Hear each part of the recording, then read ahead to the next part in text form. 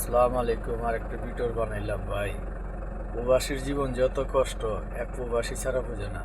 আর প্রবাসীর বউয়েরা দেশে থাইকে বেতন যদি পায় 30,000, কয় 50,000। আমার জামাই বেতন পায় 50,000।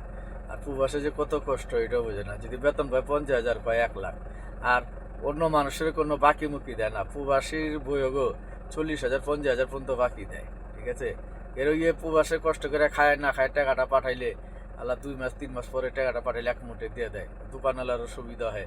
আর এমনি মানুষের বাংলাদেশে যারা থাকে 2,000 থেকে 3,000 টাকা বেশি বাকি হইলে এ মাসে গ্যাঞ্জাম লেগে যাবে।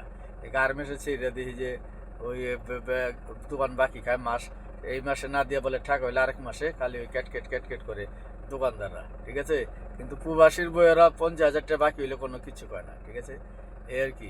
কিন্তু প্রবাসী বইগো গল্প অনেক বড় বড় গল্প। প্রবাসে যে কত কষ্ট এক আল্লাহ ছাড়া কেউ জানে না। ওকে, আসসালামু আলাইকুম।